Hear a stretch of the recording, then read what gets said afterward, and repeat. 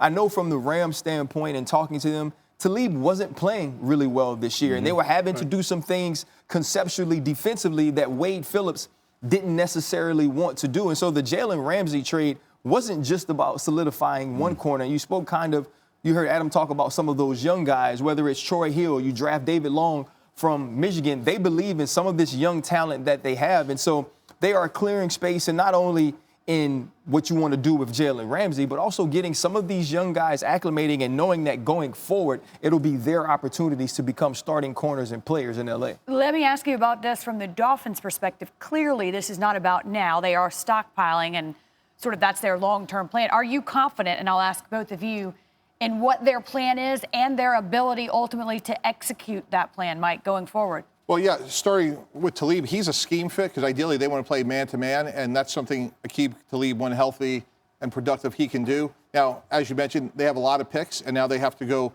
execute and draft, and they put themselves in a great position to do that, and they're going to have to remain patient. I think a great example for all of us is to look at the 49ers. There was a lot of bumps in the road with Kyle Shanahan, John Lynch, some of their picks, but to their credit, they hung in there, and now they're seeing the fruits of that patience. And if you're Miami, if you're the Cleveland Browns, if you're the New York Jets, and you feel great about the process of hiring those coaches and GMs, and you got to hang in there. And I think the 49ers right now are instructive of a successful sort of transition that didn't happen overnight. If we remember when Kyle Shanahan got the job, everything was like, well, they're going to go sign Kirk Cousins. You know, Kyle Shanahan, Kirk Cousins have this great relationship going back to the Redskins. Well, Kirk Cousins gets franchised, and to their credit, they pivoted, and now things have been successful. So if I'm Miami, I have a plan, and I have to stick to it. Now, Talib, again, he fits. They have Xavier Howard.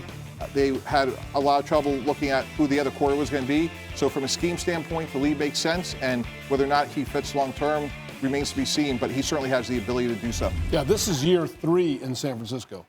Not a lot of people make it to year 3. So easy to forget, right? I mean, right. You know, it's not. You can say this is our plan, long-term plan, but you have to be able to withstand the criticism that comes with it as you're struggling to build the team. Did we ever get criticized? I don't remember that. No, you got a clean slate. I know today's a day about transactions, and we're just trying to figure out who's getting traded. But just as I saw Aqib Talib going to Miami, my first thought was he's going from the Rams to Miami, a team that doesn't even know what it feels like to win a game at this point. That I mean, what's going through his mind right now, knowing that that's, you know, the culture's completely changed? I believe no state taxes. I was just going to say, he got an 8% raise. California taxes are high. He got an 8% raise. That's what's going through his mind. Players is That's probably the truth. For players, many times we're deeply rooted in the reality of this game, in the business of this game, and we understand a lot of times it's not in your control. So for Aqib Talib, a guy who's played as long as he had, who's been on different teams, he understands this. I'm sure he was prepared for it in some way. And so now you move on and you go to a team and you figure out where you fit there.